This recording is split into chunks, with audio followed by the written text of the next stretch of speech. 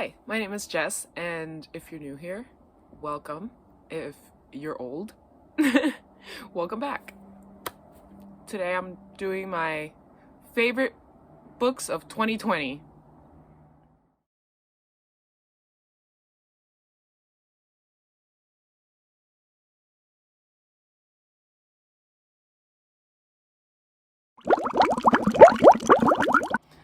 Alright.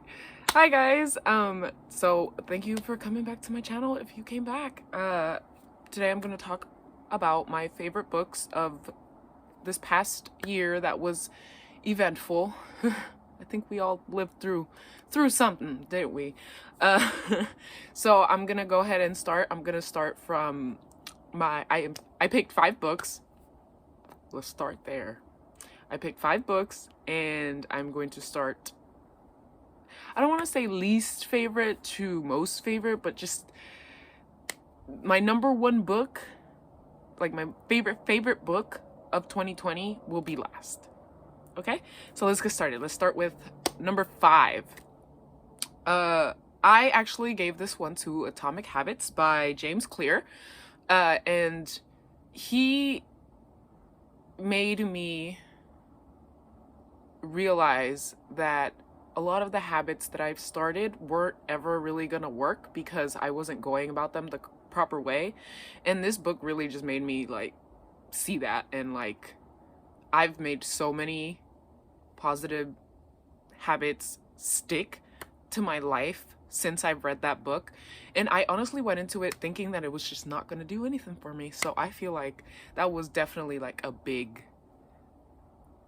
eye-opener for your girl. And I really do recommend it, especially if you're, beginning of the year, you need a good book to get you started the proper way. If you're one of those people that likes to do resolutions, go for it. Check that out. Such a good book. James Clear. Good job. My next book, actually, it was a battle between 2 books because I was like, I can't have you both up here. I need to pick one, and I decided to go for the fun book, the one that didn't destroy me. And that's Cinder by Marissa Mayer. I think I have it somewhere over here. But Cinder, I love fairy tales, and a good retelling of a fairy tale, it's the cherry on top of my happiness. And Cinder was a retelling. She's a cyborg. She falls in love with the prince, and things happen. She loses her shoe. Cinderella. But yeah, I love that book. So that one got number 4. All right, number 3. This book really, the last 3 books really like threw hands for the top positions. Like, I'm telling you, these last 3 books were the hardest. Like, if I could have made these last 3 books my number 1 book, I would have. But this one got number 3. And that's Aristotle and Dante Discover the Secrets of the Universe by Benjamin Alir Science? I'm sorry. But oh my god, Aristotle and Dante, that book opened my heart up to so much at the time that I was reading it. Like, it just made me so happy. And I read it like in the middle of, in the middle of the year. I was gonna say in the middle of all this shit show, but we're still kind of in the middle of that.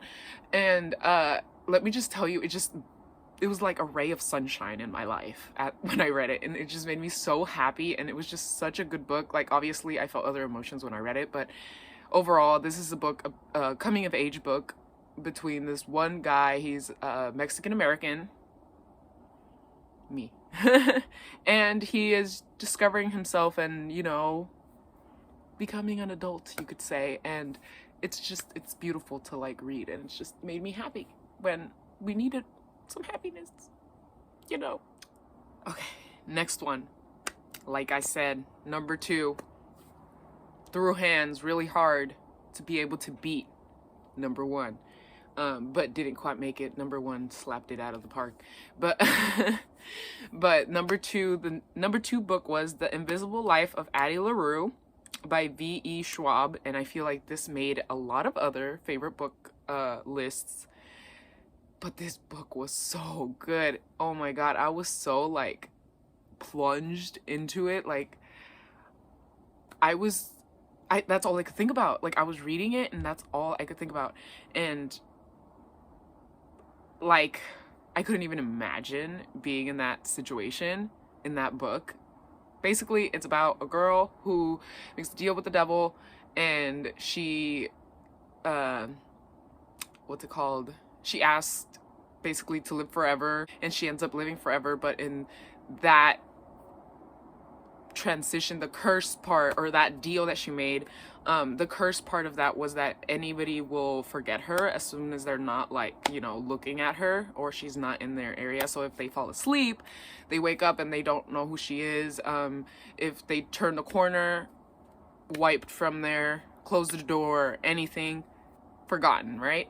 So she makes this deal, and then she basically lives her life, and you just kind of follow her along. And then throughout her life, she meets this guy who can remember her, and then it's kind of like, why can this man remember me? But also like, sweet, you know? But for so long, you also see it goes back and forth in time periods, so you get to see right when she made the wish and her adjusting to that and then deal, and then it kind of jumps forward to her in more of a present day, and she's like living her life, and you kind of see how she's adapted, which is kind of cool. That I thought it was just really well done. It was really well written. It had me engaged the whole time. Both stories pulled me in, and it was great. Number one, this was my favorite book, and I still talk about it all the time to my friends, and I love it, and it was great, and oh my god, I want to reread it. As soon as I finished it, I was like, I'm rereading this book. Like, this is one of those books that I have to reread, but I'm giving it time, and I'm giving also some time to my friends to get it so we can all read it together, because it's so good. I want to just read it with them so they can feel this. This book made me feel like I was so invested in this book, like more than I was in the last one. Like literally all I could think about, literally everything in this book was just like an eye-opener, and it was just so fun to follow. And I cried. A book hasn't made me cry in a long time, and this was one of the first books that made me cry in a very long time. And that is The 7 Husbands of Evelyn Hugo. You've heard me talk about this before. It is by Taylor Jenkins Reid. Great book.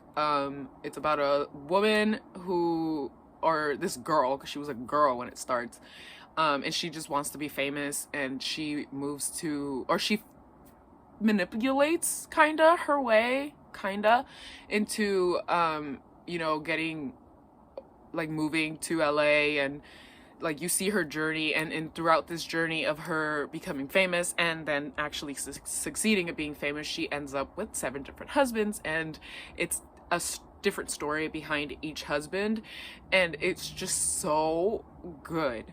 Like, oh my god. And I don't know, I don't want to give away too much, but that was my favorite book, and I cannot wait. Let me tell you, I cannot wait to be able to finish the books I'm reading.